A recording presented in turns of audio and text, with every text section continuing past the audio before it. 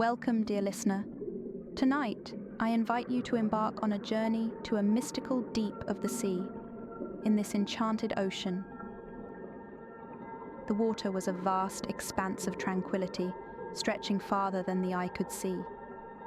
Deep below the surface, in the heart of the ocean, there existed a world of colour and wonder, a world that few ever had the chance to experience, but one that felt as familiar as a dream. I had always been drawn to the ocean's quiet beauty, but tonight I would discover something extraordinary. It was just after dusk when I descended, floating gently into the warm, welcoming embrace of the sea. The water was soft against my skin, almost like a comforting blanket. Around me the world began to hum, alive with the movement of thousands of creatures. Schools of tiny fish darted past, their bodies shimmering in the dim light like little flickers of stars. The water sparkled, illuminated by the faint glow of bioluminescent creatures hiding in the depths. I swam further, feeling an inner peace settle over me with each gentle stroke. The sea was a melody all its own, a symphony composed of the soft swish of fins, the rhythmic swells of waves, and the quiet pulse of the current. It was music I could feel in my very bones, a song that seemed to carry me along on its journey. As I ventured deeper, the colours around me grew more vivid. Bright yellow tangs and delicate pink anthillas swirled past in synchronized patterns, moving as if they were part of some grand dance. There was a deep beauty in their motion, an elegance that seemed timeless. I wondered if they too had always known this secret, the secret of the ocean's song.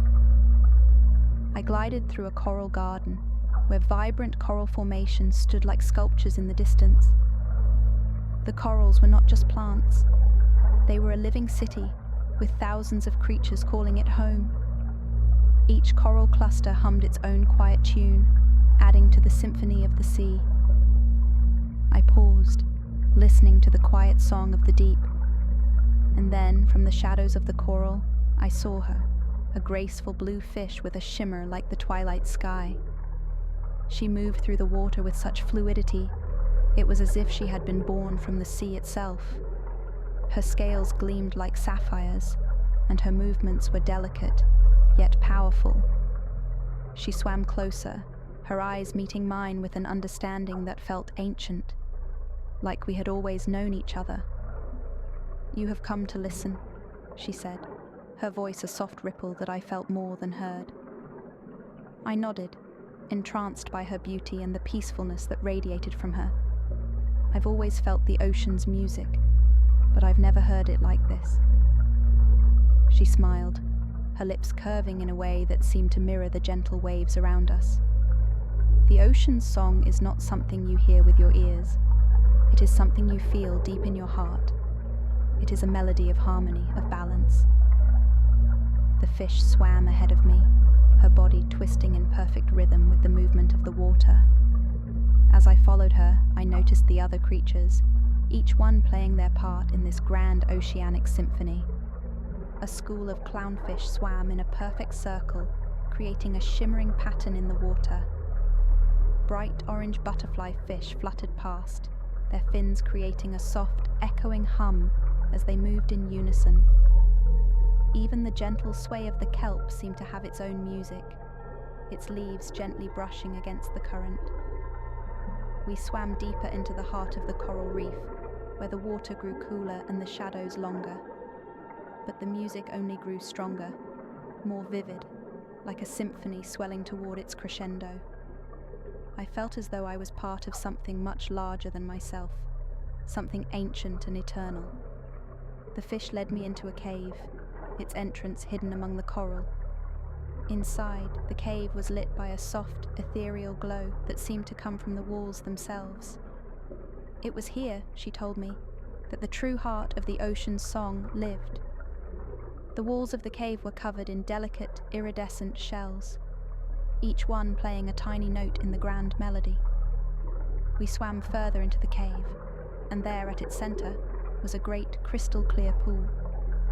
The water was calm, like glass, and as I gazed into it, I saw not just my reflection, but the entire ocean's story, its deep, quiet song that had been sung for eons. I could hear the echoes of the whales' songs, the soft fluttering of seahorses' fins, the gentle rush of the tide as it touched the shore. It was a song of peace, of unity, of life in all its forms. "You see?" the blue fish said, her voice now blending seamlessly with the music. "This is the heart of the ocean's song. It beats in time with the world, with the sun, the stars, and the moon. Everything is connected by this melody." I closed my eyes, letting the music wash over me. It was as if the ocean had reached into my soul, filling every empty space with its calm, serene energy. And in that moment, I understood. It wasn't just the sea's creatures that lived in harmony. It was everything, from the tiniest fish to the tallest mountain, from the waves to the wind. I remained in the cave for what felt like hours, lost in the soothing sounds of the ocean. As the night deepened, the blue fish led me back to the surface, where the moon hung like a silver pearl in the sky. The ocean was calm now, its melody still lingering in the air.